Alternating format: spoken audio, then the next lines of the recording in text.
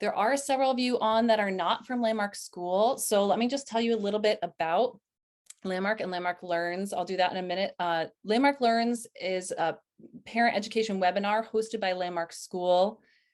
And we hope that these are just topical, helpful, timely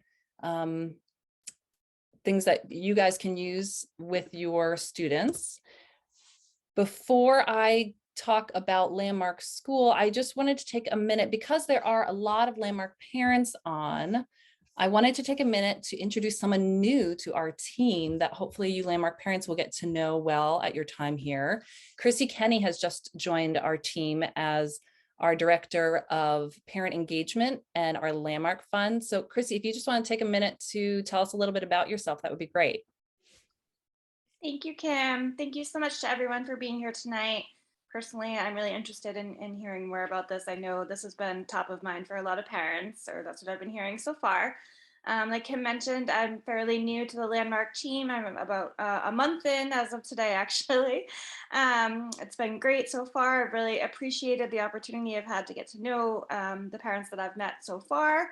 But really hoping as I get more integrated in the Landmark community that I have the opportunity to meet as many of you as possible. Really looking forward to working with you. A lot of what I'll be focusing on will be the LPA, which is the Landmark Parent Association, and as well as signature fundraising events. So you can always shoot me a message, give me a call. Always happy to chat. Love to collaborate with others, and just really looking forward to getting to know you all. So thank you, and thank you to everyone for being here. Thanks, Chrissy. Right, I'm going to share my screen and just tell you guys a little bit about who Landmark School is for those of you that are unfamiliar with our community. So again, this is Landmark Learns, navigating the post-secondary process for students with LD. And Landmark School is a school for students with language-based learning disabilities, things like dyslexia. And we have a little over 400 students and 2 campuses that are part of our program. We have both of our campuses are on the sea, which is really wonderful. And our high school also has a boarding program. Move through, sorry. We serve grades 2 through 12. And we have lots of robust programs. Let me tell you a little bit about some of the highlights. We have a residential program. I talked about that at the high school campus. We have summer programs. Some of the really amazing things about our program that are really unique to Landmark School is we have a one-on-one tutorial every single day for our students. It's a language tutorial. They work on reading skills in that tutorial. That's something really unique about Landmark. We also have robust extracurriculars. We have performing arts. We have visual arts. We have a STEAMworks lab. We have athletics. We have over 40 athletics teams. We have an outreach program in both the Summer Institute, and we also have a year-long online outreach program that focuses on training educators. You can learn about so much of this stuff on our website. So I encourage you, if you're not familiar with Landmark School, to just check out a little bit more about who we are. So now I want to tell you about who our presenters are for this Landmark Learns. With us today, we have both Suzanne and Kelly.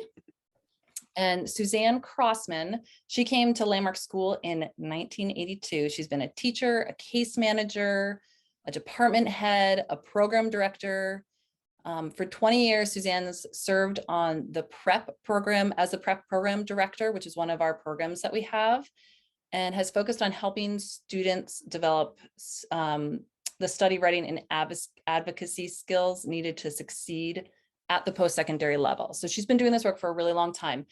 Suzanne also worked with faculty teams to develop and build an integrated transition curriculum at Landmark High School. And that starts with students in 9th grade. So we start with the students right when they get into the high school. In 2013, Suzanne began working as the director of Landmark's transition and guidance, and she has helped hundreds of students through the post-secondary process. So she really knows a lot about this. So you'll enjoy listening to what she has to share tonight. And then Kelly Skimone is in her second year of service at Landmark School, and she's been in the field of education since 2003. After teaching for several years, she became a licensed school counselor. While working for a federal grant program at a large urban school, Kelly was trained to coach families in navigating the college application and the financial aid process. Before coming to Landmark, she was a counselor at a small private high school, serving as an interim director and psychology teacher as well. Kelly is so excited to be able to share her expertise in transition planning and college counseling with all of you families at Landmark and beyond, and be able to work alongside our amazing transition and guidance team.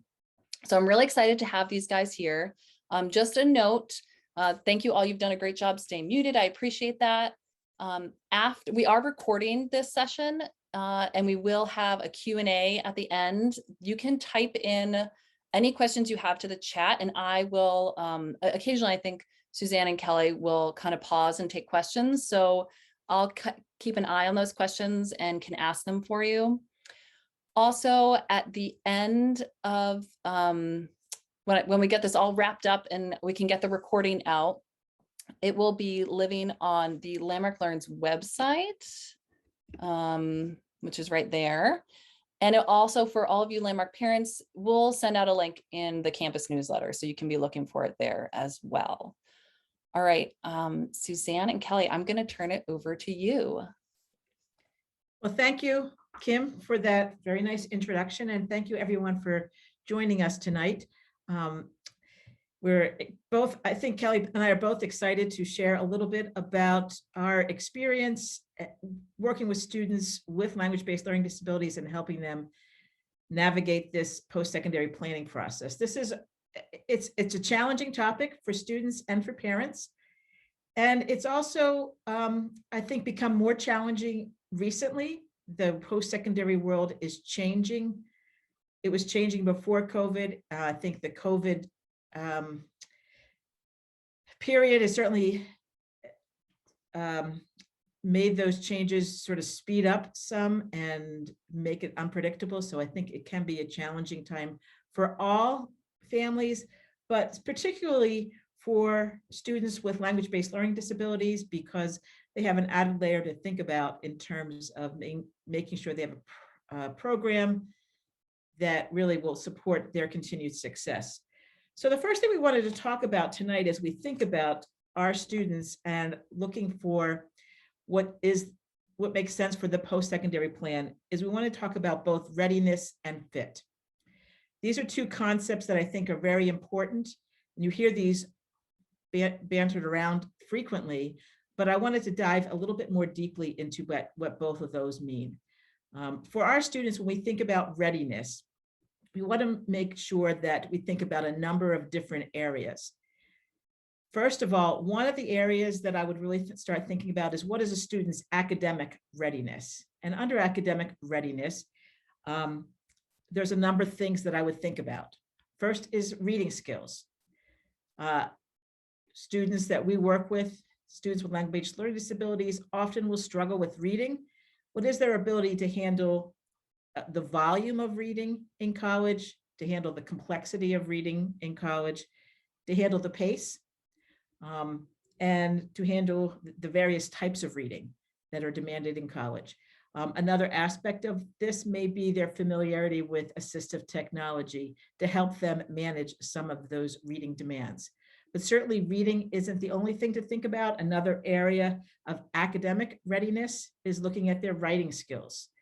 And in terms of writing, I think their ability to generate academic writing is important, but also thinking about pace and volume of writing as students move from that high school level to that post-secondary level. The turnaround period for writing increases dramatically for students.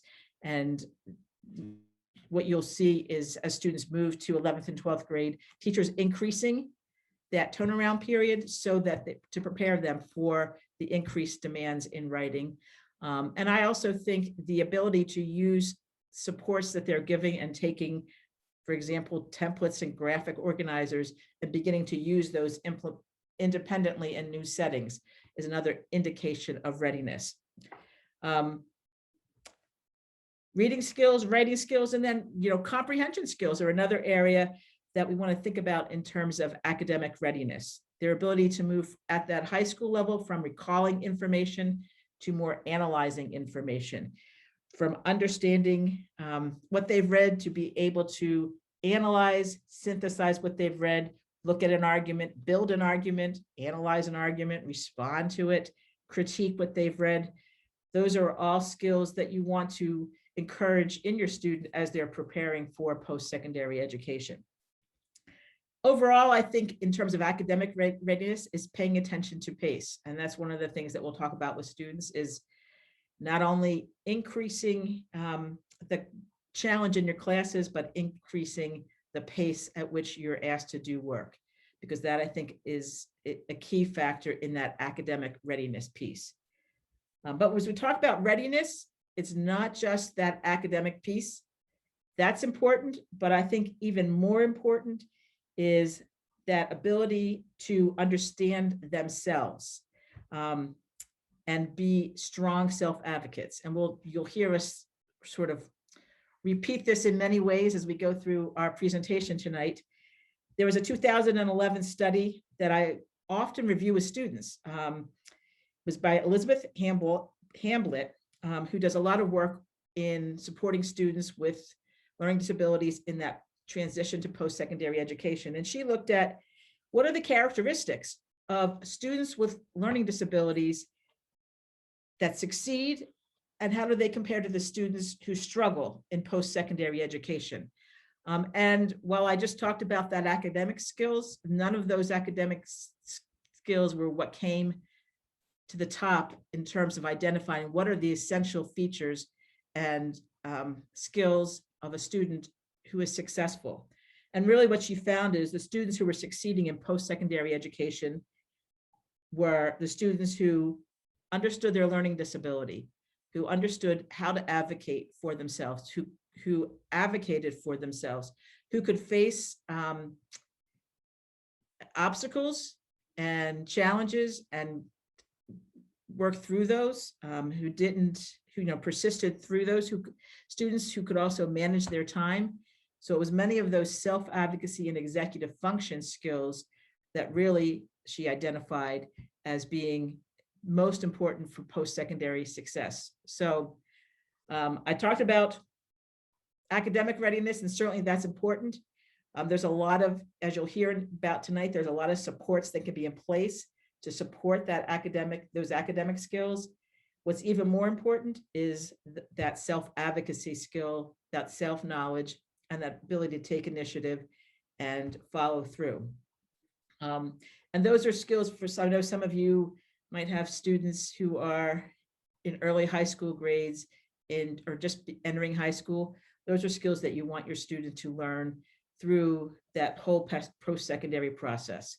And I think those are important skills for them to have. So in readiness, academic skills, self-knowledge.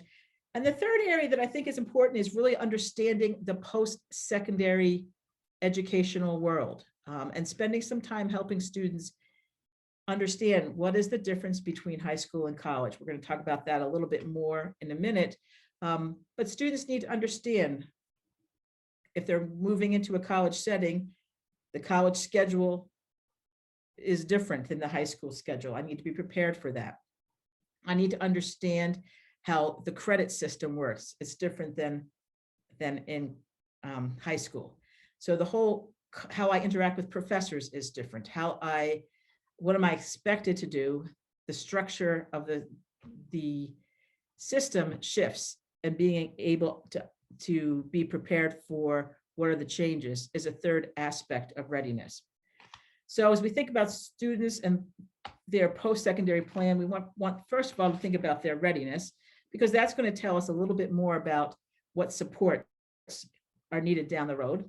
And then we also want to think about fit. And we're going to talk about this a lot tonight, because I think, and I probably will say this more than once, I think one of the challenges for navigating this process for students with learning disabilities is that it is important for us to find a program that has the right amount of support, that is a good match, but that can't completely dominate the search. That's one aspect of it. But they still are students. They're so much more than their learning disability. We still need to look at what makes a good fit overall. We need to think about their interest. What majors are they interested in? What kinds of curriculum is important to them? A hands-on curriculum. Are they students who do really well with project-based curriculum? Students who might need a smaller environment that fit. And then I think it's also important to think about what are the options, those post-secondary options that make the most sense for our students. And each student is different. And I think there is no one path for our students. We just had a workshop with our juniors a couple weeks ago on post-secondary options, and talking to them about the option that makes the most sense depends on your goals and who you are as a learner, and what you're willing to put in and how you learn. Some students are very hands-on learners and aren't necessarily ready to put in 4 more years. We just had a group of students take up today. We took them up to Gloucester Biotech Academy. It's a really cool 1-year program, and they're teaching kids lab skills, and those kids are going after 1 year and working in many biotech labs across the state. Dana-Farber, New England Biotech. It was a really cool program, and a great program for a student who's interested in the sciences, but isn't going to sit through a lecture for 3 hours a week, but likes that hands-on approach. That could be a great program. For some students, a 2-year program could be a great fit. If I'm not sure what I want to do, I'm not sure I have 4 years left in me, I could do a 2-year program and then see what I want to do. And then other students are looking for a 4-year program that are ready to sort of have a direction. They're ready to put in the work and have set that as a goal. And so we want to support all of those different options in our work with students. So as we think about readiness and fit, it's important to understand what are the differences between high school and post-secondary education, particularly for students with learning disabilities. So as we compare those two, Kim, can I have the next slide, please? High school, and for many of our students, particularly those who are at Landmark, but many of them who are also getting support through IEPs in the public school system, high school has been a very teacher-driven, teacher-monitored process. Parents are usually very involved in high school. Many times parents are helping them navigate the process. That could be helping them plan their homework at night, making sure they have what they need when they leave in the morning, and helping them navigate questions with teachers, resolve any issues that come up. For students with learning disabilities, many of them are on IEPs, and that's a huge difference. That's important for students to be aware of and for parents to be aware of as well. In high school, students are covered under the Individuals with Disabilities Education Act. And that means that you as parents, you're part of the IEP meeting. You are informed of everything that happens in terms of your students' grades, in terms of developing the IEP, in terms of communicating with the teachers. You're engaged in that process. In terms of when they're on the IEP, modifications are made for them. And for many students, they might have modifications written into their IEP at the high school level. Some of those modifications might be fewer math questions on a math test. So if a student struggles with math or it takes them a long time, rather than have 20, maybe they have 15 or 10 questions on a test. Another modification might be a word bank on a test. Those are might be written into a student's IEP, and that's not unusual at the high school level. And the thing that happens at the high school level is those meetings are required. It's part of the law. It's part of the system. And it's important for students and for parents to be prepared that that all changes at that post-secondary level. Not only does the structure of post-secondary education change, but the students' rights and responsibilities change. And we do spend a lot of time with our students. We did the second workshop with our juniors just recently talking about this, but the differences in the law, and they'll hear a lot about this in their classes as they move into junior and senior year. But the differences in the law really is a significant factor as they begin that post-secondary search process. What happens is IDEA, that education law that it requires the IEP, that covers them and guarantees them a free, appropriate public education in that high school level, that goes away when they take that high school diploma. And the way I explain it to students is that another law is sort of always been in place, but we haven't really paid much attention to it because IDEA is really a stronger law that really focuses on their education. But underneath that, once IDEA goes away, underneath that is Americans with Disabilities Act. And this is an important thing for our students and for our parents to understand the differences here. Americans with Disabilities Act will mean it is not an educational law. It's a civil rights law that's guaranteeing students an opportunity to an education, and really is what they call outcome neutral. It's not guaranteeing that they will make effective progress, as you may hear in discussions in IEP meetings, but it's guaranteeing them an opportunity. That becomes really important for students to know about, because one thing that happens is that law does not, first of all, go into effect until students disclose. And so that's another important thing for parents to be aware of, is that it is imperative when a student moves from high school to post-secondary education that they have the tools and begin and are ready to disclose their learning disability and feel comfortable talking about their learning disability. That's one of the reasons that it's important for them to attend IEP meetings as they're in high school, because once they graduate high school, they're going to become the advocates for themselves much more independently than they are in high school. And those accommodations won't come into place until they disclose and tell someone their learning disabilities. That also means that students will need to have updated psychoeducational testing to serve as documentation when they enter the college level. And we'll talk about that more in a little bit. What ADA provides for students at that post-secondary level is what we call reasonable accommodations. Reasonable accommodations can be different by different schools, and it does mean that not every accommodation that a student receives in high school they will receive in post-secondary education.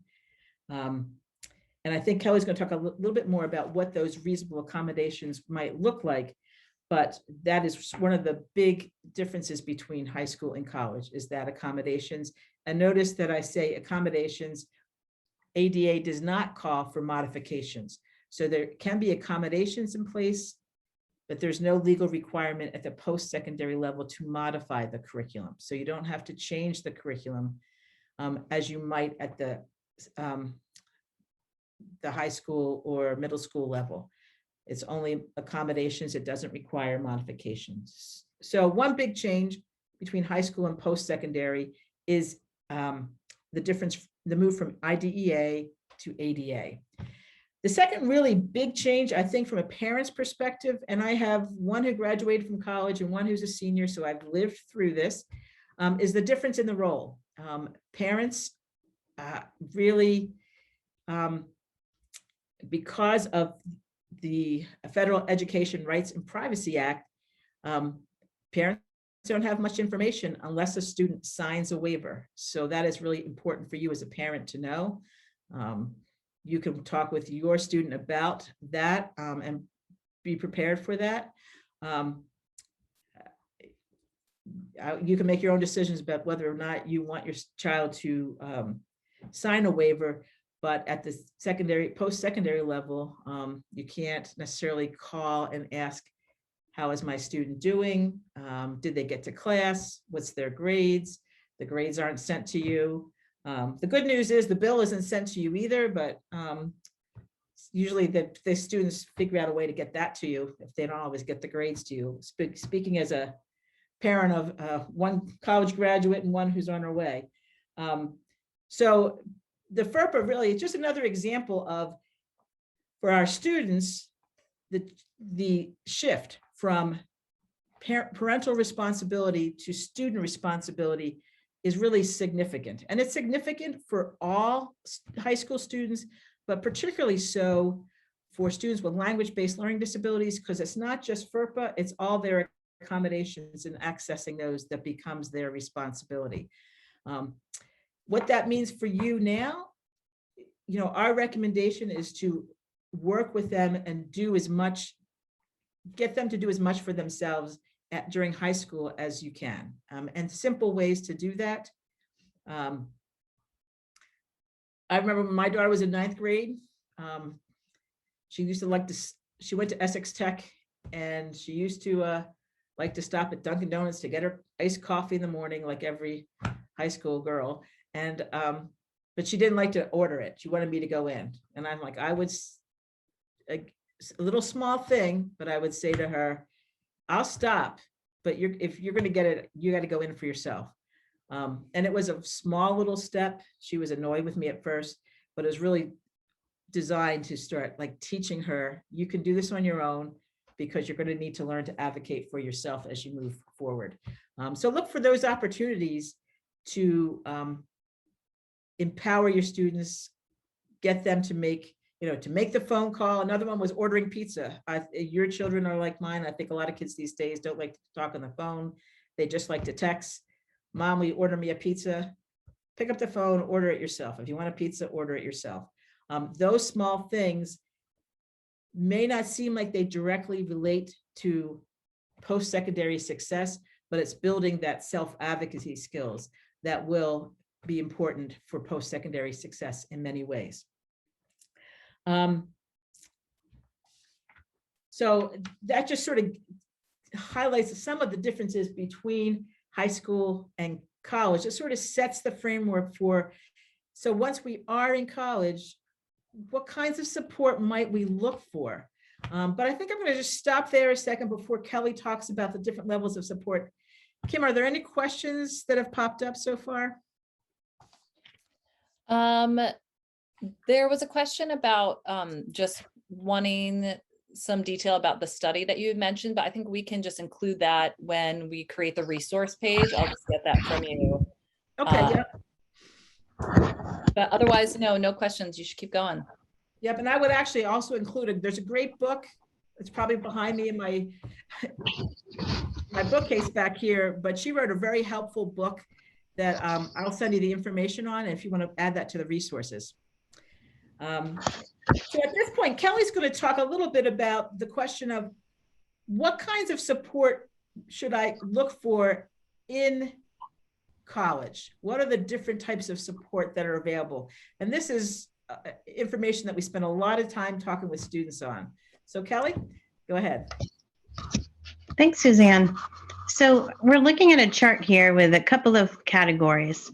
And what we've done is sort of break out on a spectrum from minimal to moderate to intensive levels of support that you can find in colleges.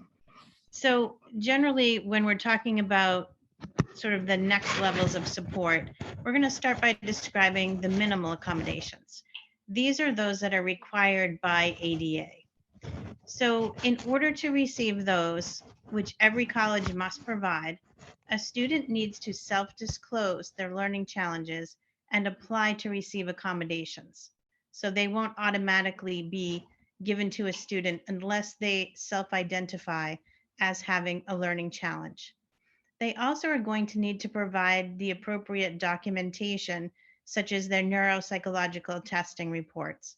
And that is how the college will determine what accommodations your student may be eligible for. Now, some examples of these accommodations are things like extended time on tests, copy of class notes, a quiet place to take tests away from the rest of the class, and sometimes students may get the opportunity to take a reduced number of classes in a given semester and even get priority for registration, which is a very nice accommodation to have when you're trying to set up a schedule that works for your particular attention needs and sleep habits and so forth. One thing that's very important is that students must learn how this works within a school. It's not like in high school where there's somebody to help guide you through this process. But when you're at a college with sort of minimal accommodations, it's up to the student to ask for the accommodations and understand how the whole process works. Each semester, students are requesting these accommodations. So it is very important that they understand and follow the directions. Most importantly, check their emails for sure. The psych testing needs to be current. So colleges ask that you have the testing done within 3 years of starting at the college. At that point, the students will have taken the adult versions of the testing, and that's what they need to determine the accommodations. So some schools that have basic level accommodations would be things like UMass Amherst, Boston College, Holy Cross. Those are just a few. They have the accommodations that are required by law, but they don't have any particular intensive programs or special services to support kids with LD. So let's go on to the next level, the moderate level. We call them services. These aren't always specifically designed for LD students, but they may be open to all students. Seems to be a trend that more colleges are providing this type of service so that they can achieve higher rates of completion and graduation in their students. Again, students must advocate for themselves, find out how the services work, sign up for them, and then actually access the services. The levels of support can vary in these programs. So these may be things like a writing center, a tutoring center, academic coach access, executive functioning coaching, and the amounts of time that a student may spend with these services can vary greatly from school to school. So that's definitely something to ask when you are touring colleges. Some examples, one in particular that I'd like to share that's local is Merrimack College. So they are offering some very nice levels of support to students of all different learning capabilities and challenges. I think that at this point, the price is either free or it's pretty modest. So that's available, like I said, to any student at Merrimack College. So finally, we're going to look at the comprehensive programs. These are the schools that I think parents have in mind when they ask us, what is the list of schools for Landmark students? And if you check our transition and guidance webpage on the Landmark website, you'll see that there are many, many, many schools that our graduates attend, which is wonderful. But the intensive comprehensive programs do often come with a price. So there would be a fee for the service. Often, but not always, it is designed for LD students, and the models are very different from school to school. So that can that can mean that the level of support can vary. For example, one school might offer students meetings with an academic coach 3 times a week. Other schools, they may offer that only 1 time per week. Some schools would offer unlimited tutoring with a professional tutor. Others may offer that, again, a specific amount of times of meetings per week or per month. How and when to apply to the intensive programs also varies. And this is where it can get a little bit confusing, and it's really important to check the admissions pages of the websites to see what the college you're interested in requires. So for example, some of the schools that our graduates apply to have support programs that expect you to apply for the support program at the time you're submitting your application to the college. Very important to watch those deadlines so that you can actually get space in the program that you might want to participate in a given school. I think it's also very important that you consider how much support your student may need, because for some of these programs, they run for 1 year, others the student can continue in, and yet another model is that your student may start and then taper down the amount of support that they're accessing as they gain more confidence in the surrounding resources that they can access independently. So some examples of comprehensive support programs are at Dean, Curry College, High Point University, Lynn University, Westfield State, Marist, University of Denver, University of Arizona, Hofstra, and American University. There are others. We just picked a few so that you could have a sense of the variety of institutions that may have these programs. Some of them, as I said, are 1-year programs and some are multi-year. They're often for LD students, but not always. So next, I would like to talk about how you determine which type of these programs would be best suited for your student. So let's go on to the next slide. So what level of support will your student need, and how do I determine this?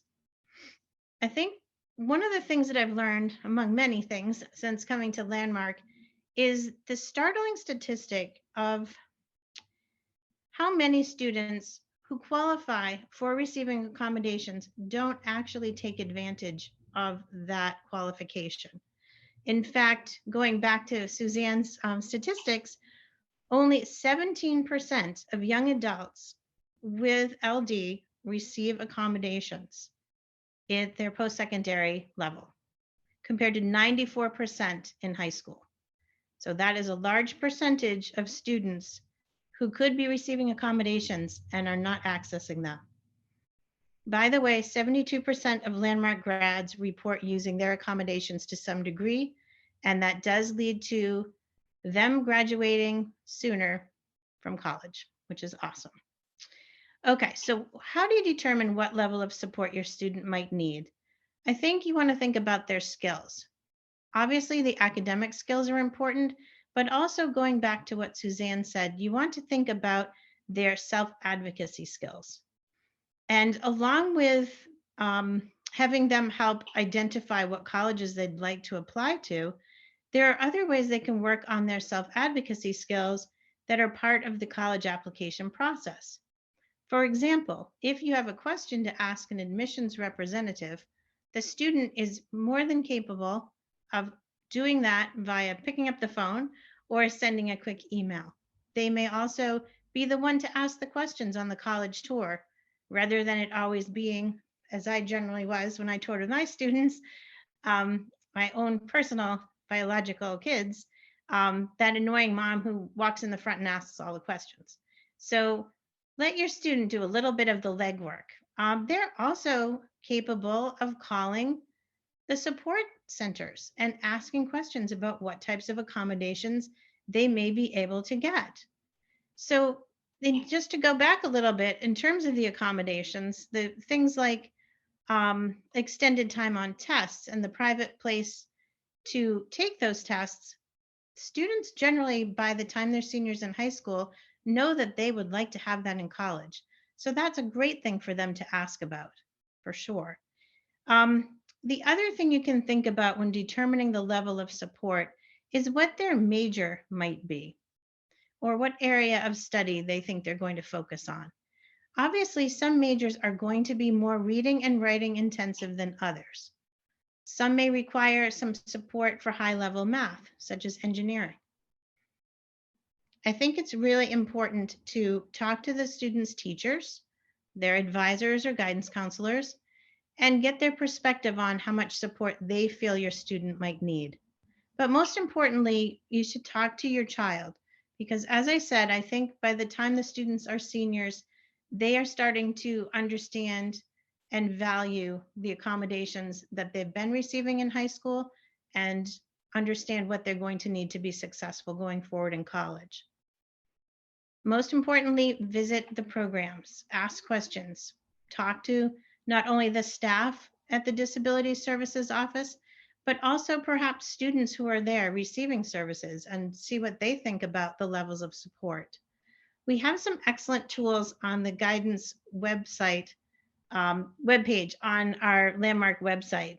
One includes a comparison chart, and that is just set up to help you collect information as you contact the support services offices at various colleges. So you can really compare what they have to offer at one institution versus another. And the other great resource that I use with the families that I counsel is a list of questions to ask when you contact the Disability Services Office. Again, this is something that could also be shared with your students so that they're prepared to have a very productive conversation about what support they can expect at the various colleges you're touring. I think now we're going to turn it back to Suzanne, and let's see if there are any other questions that came up during this time. Yeah, I have one question here. This is more specifically for the transition guidance with Landmark parents. At what point or how does Landmark advise parents what level of post-secondary support their student is likely to need?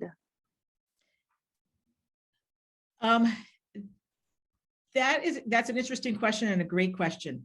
That is really an ongoing discussion throughout the end of the junior year into the senior year. In fact, I have a meeting tomorrow with a parent and a student and academic advisor for a senior, sort of continuing this discussion now that she's got it down to a list of 4 schools. We're going to have that discussion. So that is really like an ongoing discussion. What I would say about that is a couple of things.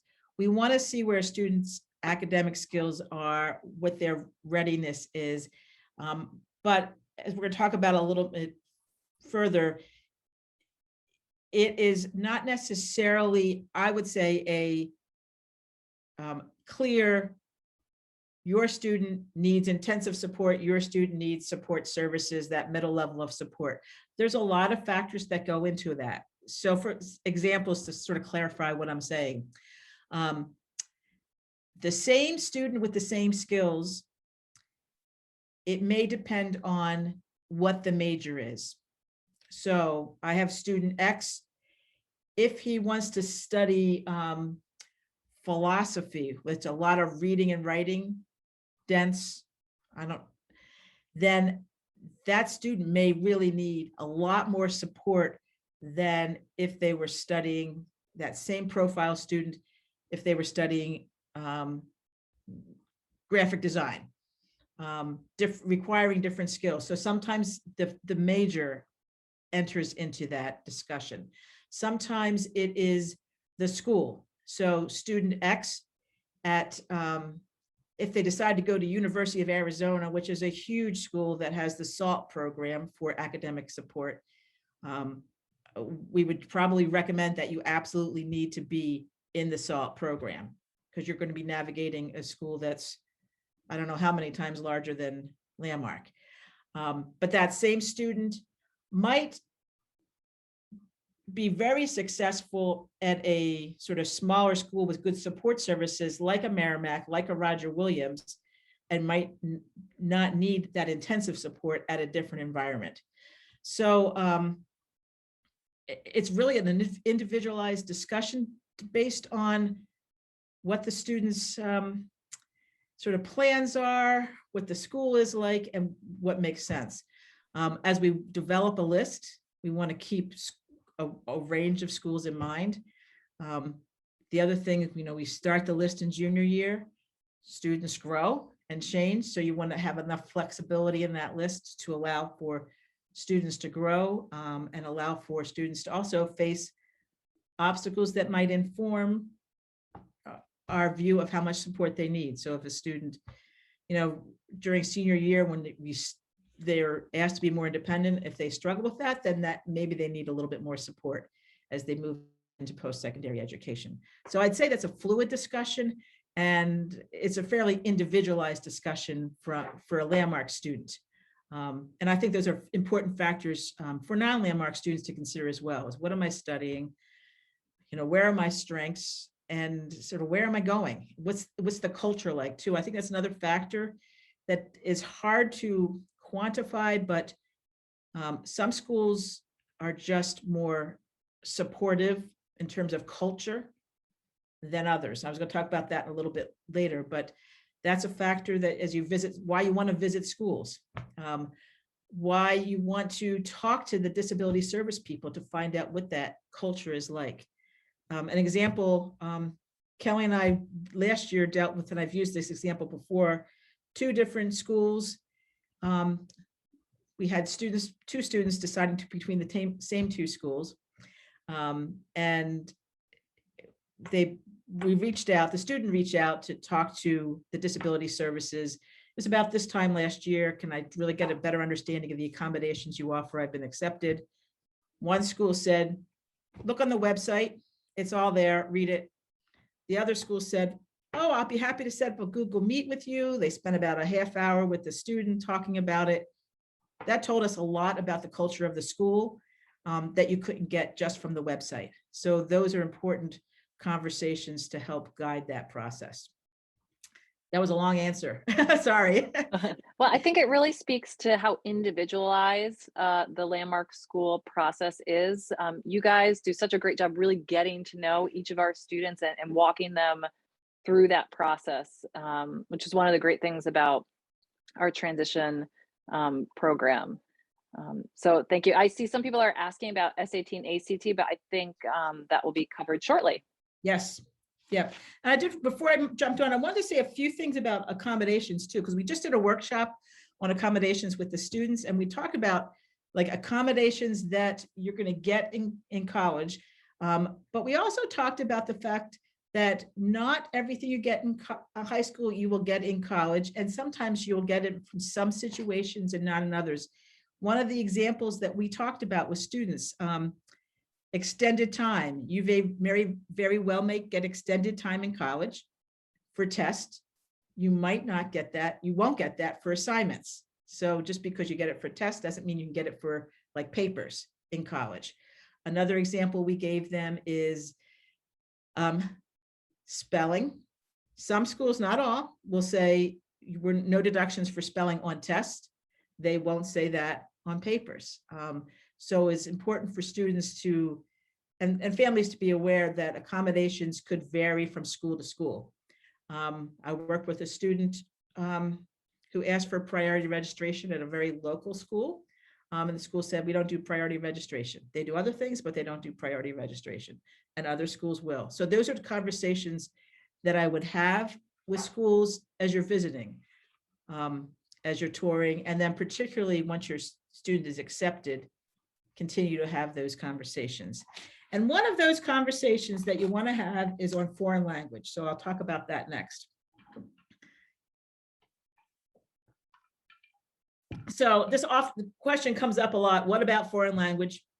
Landmark doesn't really have a foreign language department. We do offer 2 classes in ASL that a few students take, but most of our students graduate without a foreign language. And I know that is often a concern for parents. So as I talk about foreign language, I want you to think about it in 2 levels, or 2 stages, maybe is a better word for it. One is applying to schools. Most colleges are going to require 2 years of a foreign language. In most cases, I would say about 99% of the cases, colleges will waive that foreign language requirement. For students from Landmark, we send in a waiver with their transcript. From students who are not from Landmark, if it's on their IEP, they'll generally waive it for students as they apply to college. So if your student doesn't attend Landmark, I would make sure they have a foreign language waiver on their IEP, which that will transfer to the college acceptance requirements.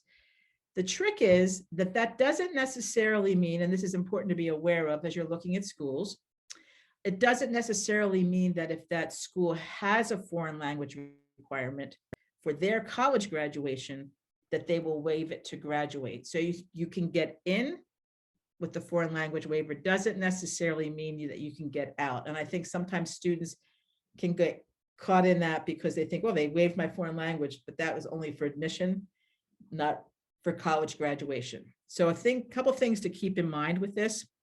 One, not every school has a foreign language requirement to graduate from college. So that's the first thing that they would want to know. Two, some schools will waive it. And, you know, if it's documented in that testing that Kelly referred to. So you would want to make sure that that in the testing and under the recommendations that they talk about foreign language waiver. But some schools have been very clear with us that they won't waive it. An example is St. Anselm's has told us very directly, we will take your students without a foreign language. We will not waive it when they get here. That doesn't mean that school's off the table for them. It means that they want to have a plan. So I'll talk about that in a second. The third option is that some schools will grant not a waiver, but a course substitution, so that you need to take maybe a cultural course instead of a foreign language, or you need to maybe do study abroad could count as your foreign language. The other thing that could happen for schools that won't waive it, we have had some students who have taken ASL and that will count, and our students have really enjoyed that. So that's been an opportunity for some students. Some students have actually taken the foreign language and done well with it. And, you know, that's fine as well. And then some students have taken it like at a community college over the summer and transferred those credits in.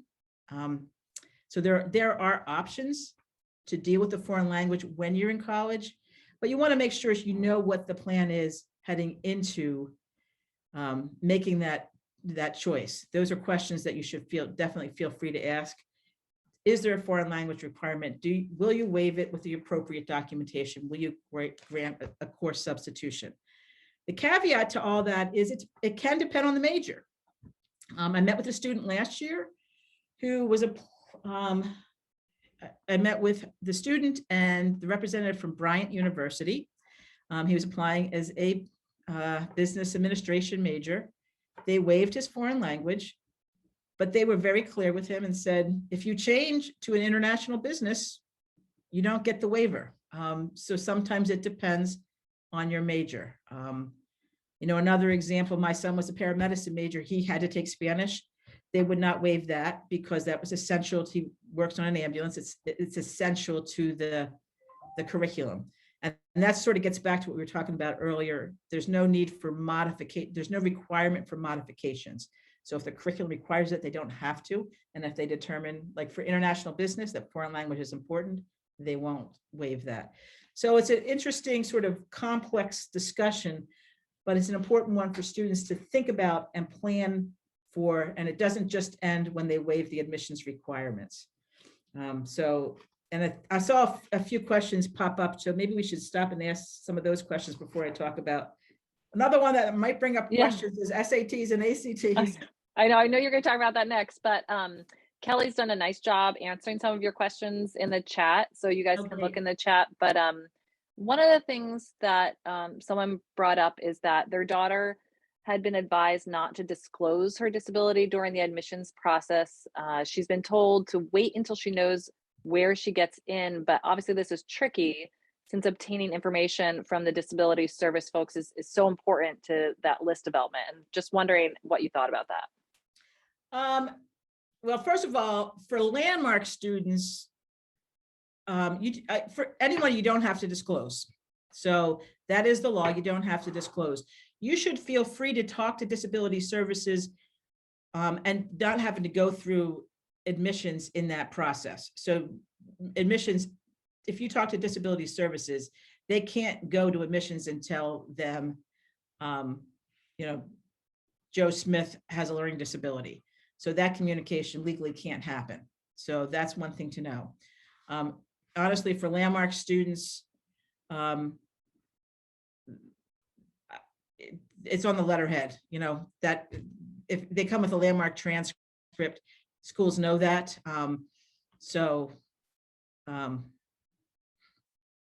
you know, that ship has sailed. I don't think it really, I don't think it gets in the way of the admissions anyway. I think schools expect that. They're used to that. It's not that unusual. You'll see it on their websites. They're working with students. They want to attract students and support them.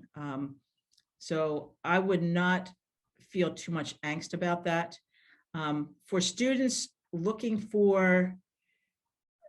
at schools that have that comprehensive support, many times you need to apply to the program when you apply to the school.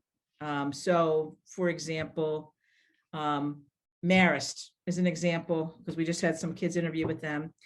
You apply to Marist and you have to submit your application for the learning support program at the same time, and that they work together in deciding admission. American does the same thing, but yet University of Arizona, you apply to the University of Arizona, you get in, you apply to SALT. There's two separate, they don't coordinate at all. So you want to understand, even those schools with intensive support, how the admissions and the support programs coordinate or don't coordinate. But again, I would not worry too much about disclosing. Another question, these two kind of go together. One is, when can students start taking community college classes? And the second is, what about taking pre-college summer classes? I think taking, you know, pre-college summer classes is a great idea. It's a great experience. I personally think, like, for Landmark students, I'm not sure if that's from a Landmark parent or not, but I think being able to, for any student with a learning disability, be able to get onto the college campus, get a feel for that, get a feel for being, maybe having a little bit less support. That could be a great idea. Pre-college summer classes are not college credit. Sometimes there are some summer classes where you could get college credit, which can be a nice addition to your application. In terms of community college, some students will look at like a dual enrollment classes their senior year of high school. And we've had students do that sometimes. It can be a little bit of a logistical challenge schedule-wise, but that could be another opportunity to experience some of the academic rigor with, and not have maybe having a little bit of a step while you still have the support of your high school around you. So that can be Great. a nice opportunity. Yeah, great. Thank you. I think that's it for questions for right now. If you want to go on to talk about those SATs and ACTs. SATs and ACTs. We just gave ACTs this weekend, so they are fresh in our mind. So if it might color some of my comments on the test. So, you know, the test, you've probably heard a lot about these tests as parents. You probably have some angst about these tests. And what our recommendation is for these tests is that I think it is beneficial for students to take them as a great experience for most students. But it should not be a major anxiety provoking, using up all my time, spending thousands of dollars on test prep for, you know, at the detriment of participation in theater or sports or any kind of extracurriculars. The purpose of the test is now being looked at. To be very honest with you, where these tests stand, we joke in the office that, you know, these tests may be COVID. One of the benefits of COVID may be the end of SATs and ACTs. Many schools went test optional. There were certainly over 500 schools that were test optional before COVID hit. Then COVID hit and everyone was test optional. And now, you know, a few schools have gone back, but even schools like Harvard had said, we're not going to be test optional until 2026, I think. we'll see what we do from there. So the importance of these tests is, I think, still in flux. I would say that one of the things I'll say to students is your most important part of your application is your GPA, and that's what you can control. You don't have a lot of control over these tests. Control what you can control is your GPA. But the tests do a couple of things for students. One is, for many students, they're going into careers and professions where there will be standardized tests in their future. So it can give them certainly practice in a supportive environment in dealing with standardized tests. I think it also can help inform the college search, even if we end up not sending the test. And we have many students that they'll take the test, and it helps us sort of know where, what schools to direct them to. It's another piece of information, even if we're going to apply test optional. So what I mean by that is, I could have a student, we just gave the ACTs. Let's say I have a student that scores a 23, and they're looking at a school, they have a good GPA, and they're looking at a school, and their average ACT is a 30. Well, that student may get in with their GPA, but I would want to make sure they had really good support, because they're probably going to be in a school where students are working at a faster pace than they are. So we want to make sure, again, that gets back to the support and how much support will that student need. Sometimes it can help guide their career choice. The ACT is the science and math section. If you did really well in those sections, maybe we should explore those fields a little bit more. That should, maybe we saw a strength in there. Or maybe we're thinking about engineering, but your math skills really need some work. So that can guide us to, if that's something that you want to do, let's really see how we can build up those math skills. So that's information that could help us through that, that post-secondary planning process. Should I test becomes a question for a lot of students. That can depend on a number of things: their goals, their school lists. Sometimes a student who might want to sort of push herself to a more selective school will want to test and do a little bit more focus on the test to add another piece to their application, and that's fine. Sometimes it can depend on the grade. If your grade point average is not where you want it to be, but you can get a good score in the test, that could help you. So there could be reasons certainly to test. Sometimes a student will have a very strong GPA and really just not be a good test taker, and we'll decide with the family, let's just go in their GPA and not discourage them. So it's a really, again, an individualized decision. What I will say is that for us, we apply for accommodations for all our students. And it's important for students who are not landmark to know that there are both school-based and site-based accommodations. Site-based accommodations mean I can go to any testing center and get those accommodations. We usually apply for school-based accommodations. We give the test here, not at a test center, which means that students can get double time. Many of our students have qualified for having the test, well, it's not read to them. It was like an MP3, they listened to it. It was an audio version of the test. So that's an accommodation that you can get. So we'll certainly work with students on that. One of the questions that parents will often ask is, if my student has accommodations, does the school know that? For the SAT and ACT, the school report does not indicate that the student took the test with accommodations. So the schools will get the school report if we decide to send it, but there's no indication of the test being taken with accommodations. The next question that comes up is, should we do test prep? And how much and how often should we do it? And that is certainly a family discussion. Our recommendation is familiarize yourself with the test before you take it. And then we encourage our juniors to take the ACT, take the SAT. Let's see what your scores look like as a baseline. See if we want to test again, see what your goals are. If you do want to test again, pick one, do a prep over the summer, and retake one of them over in the fall.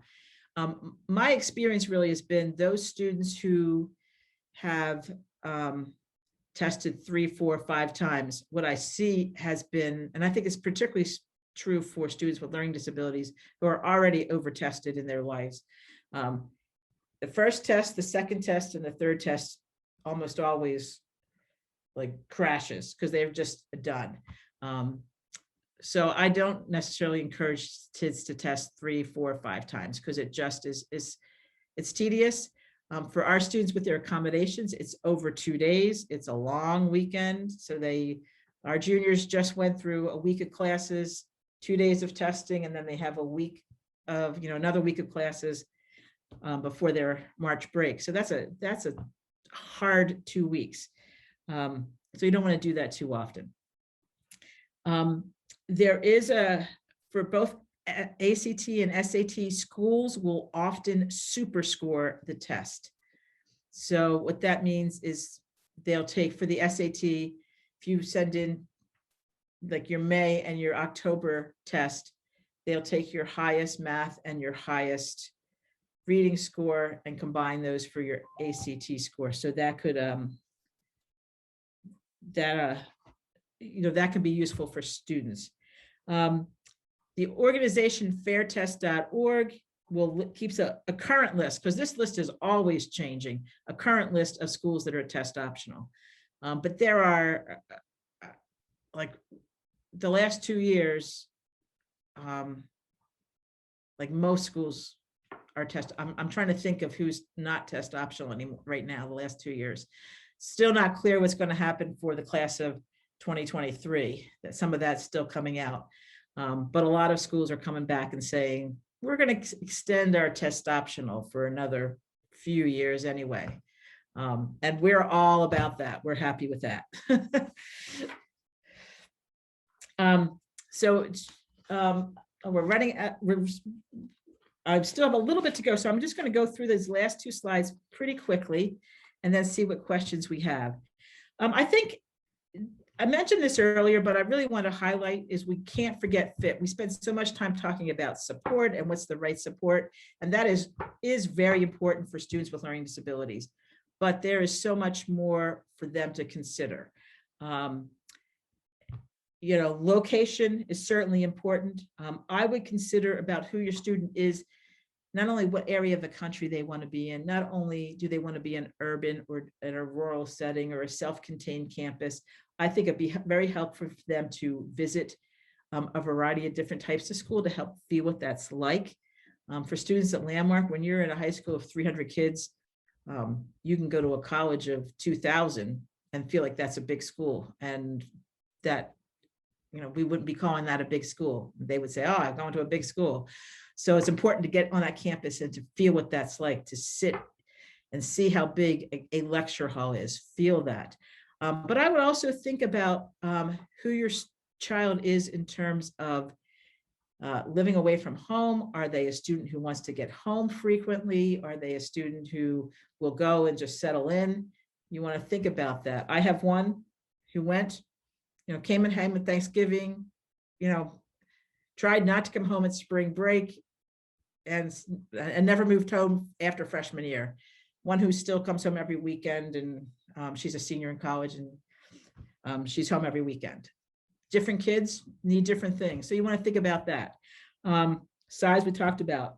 Another thing I would think about in terms of size is there are advantages to both. Some students are attracted to that large size and that want that, the college football. There's certainly many of opportunities at a larger school. Kelly just had a conversation with the students earlier this week, and we were talking, both of us were talking with him about the advantages of a small school. And I gave the example of my daughter goes to a small school and she has coffee with her professors every week. One of her professors reached out and said, oh, I saw this internship. I think it's a great fit for you. That wouldn't happen at a big school. So there are advantages and disadvantages to both size schools. What makes sense for your student? Majors. I think it's important for them to think about not only what their first major is, but what their first choice is, but what, are there other things in the school that might be of interest to me that I hadn't even thought about? Because they may shift. There might be majors in there as they look at schools that they've never heard of before. I was with the students last week. We were looking at RHT, and I had never heard of this before. They have what they call it, packaging science major. And we spent some time looking at that. It was kind of like a cool, interesting major in their engineering department. Who would have, I never thought of that. I never heard of that before. So it's good for them to sort of begin thinking about those things as well. Finances is certainly part of it. What I would want to say is, we don't want to talk about financial aid here tonight, but make sure you fill out the FAFSA. There's plenty of resources on that. And that you look at each school, there is a cost of attendance calculator on each school's financial page. So you can plug in your information to give you a sense of what it might cost you. What I would say about that as parents think about schools is, especially if you're thinking about, those intensive fee-for-service programs, money certainly is a factor. Remember that the sticker price of the school is often not what you pay. So don't eliminate private schools just because you look at the sticker price. A lot of those schools have merit money to give. And that's why we say to the students, your GPA, focus on the GPA, that matters, because that will determine the merit money that they've got. And so there's a lot of things that we don't want you to forget while thinking about their learning disability. So the learning disability and the support is important, but not at the expense of these. The other thing we often say is, if a school has the best support, but the student's miserable, it's not going to be successful. So we have to make sure that that fit works. Process. I'll talk a little bit about the process. And then we can just see if there's any final questions. In terms of the process, what I would say for our students, particularly students with learning disability, is the process for our students is a little bit different. We are later by intention. They need time to develop their skills, to understand themselves as a learner. One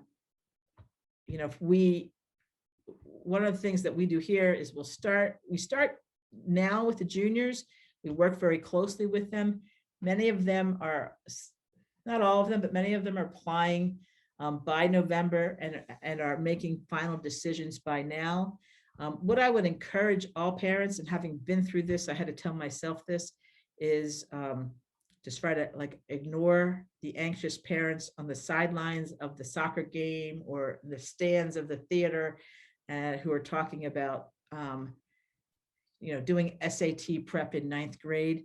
I think for our students, we need to give them time to grow, to build their confidence, to build their skills, to be able to go through this process more successfully. I think if we start too soon for our students, they're not ready for it, and they need to develop the ability to know that they can do this and really to develop their skills. So taking the time to give them the time to process and not move through this so quickly.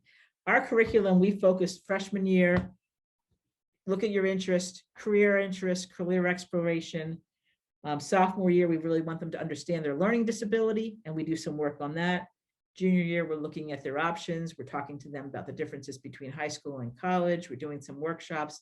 We do some individual research with them, begin working on their essay after break. And then senior year, we're narrowing down their options, filling out applications.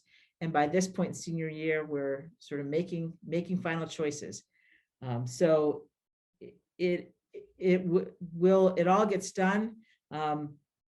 But I think the most important thing in that process is, as a parent, and this can be a challenge, is really encouraging your child to be active in that process, to be engaged in that process, and to support them in doing the process, but not to do the process for them. And that could be a challenge and a learning process. And we really want for them in their post-secondary planning work to not only come up with what am I going to do after high school, but through that process to learn about themselves and to develop some self-advocacy skills and some confidence in navigating their future. So any other questions as we finish up?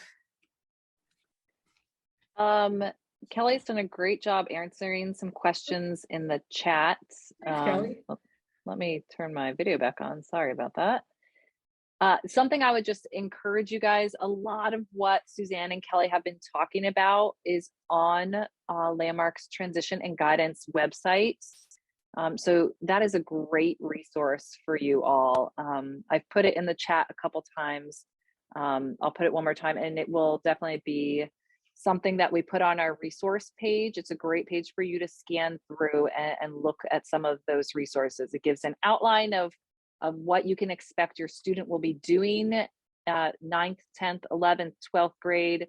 It gives links to resources on the ACT and SAT comparison.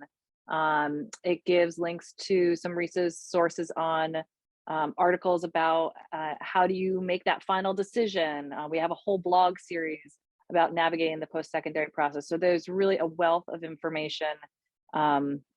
Suzanne and Kelly have done a great job really trying to distill down this wealth of information into a little over an hour. So thank you so much. I'm just looking at the questions here to see if there are any other last things.